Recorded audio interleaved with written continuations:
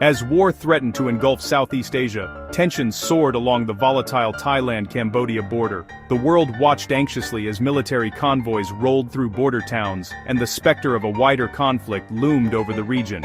Then, on December 12, 2012, on Dadi Bri Klaus, 2012, a surprising announcement sent shockwaves through international media outlets and diplomatic circles alike. Former U.S. President Donald Trump, stepping back into the global spotlight, declared that he had personally brokered a ceasefire between Thailand and Cambodia after a series of intense high-stakes negotiations. Trump's approach was characteristically forceful.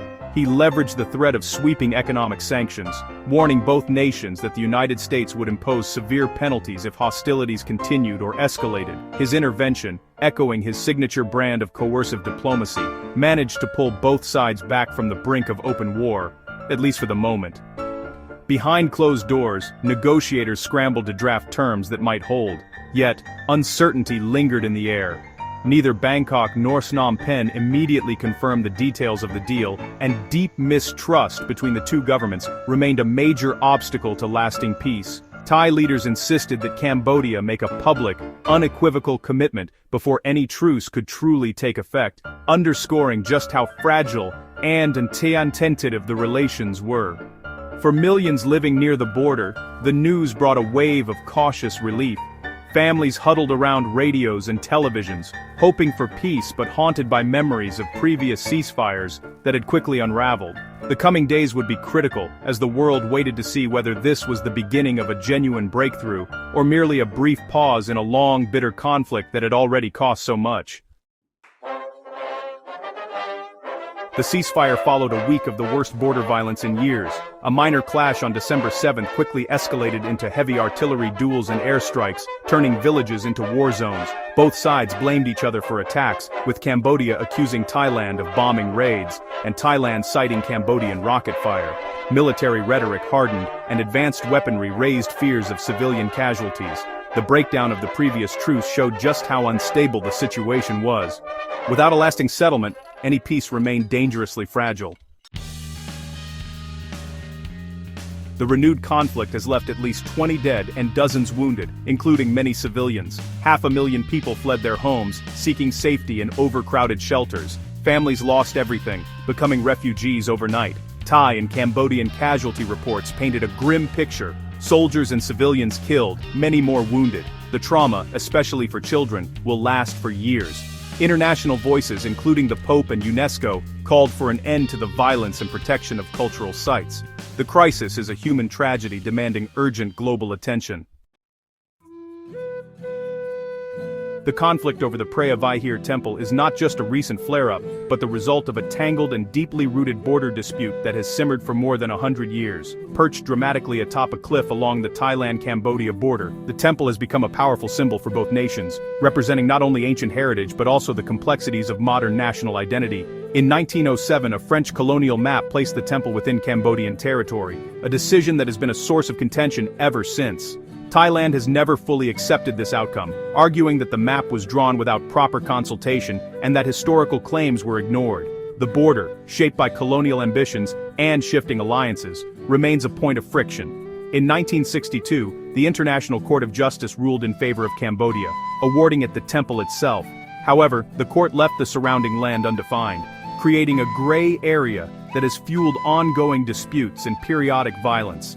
The lack of a clear, mutually agreed-upon border has made the region a flashpoint for decades. Nationalist politics in both countries have kept tensions high, with leaders often using the dispute to rally domestic support. When the temple was granted UNESCO World Heritage status in 2008, it reignited passions on both sides, leading to deadly clashes and the displacement of local communities. The temple's international recognition became a new battleground in an old conflict. Over the years, several peace deals have been attempted, including high-profile negotiations brokered by Malaysia and even the Trump administration.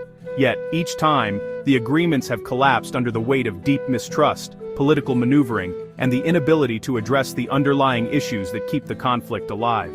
For many, the fight is about far more than a strip of land. It is about national pride, cultural identity, and the pain of unresolved historical grievances.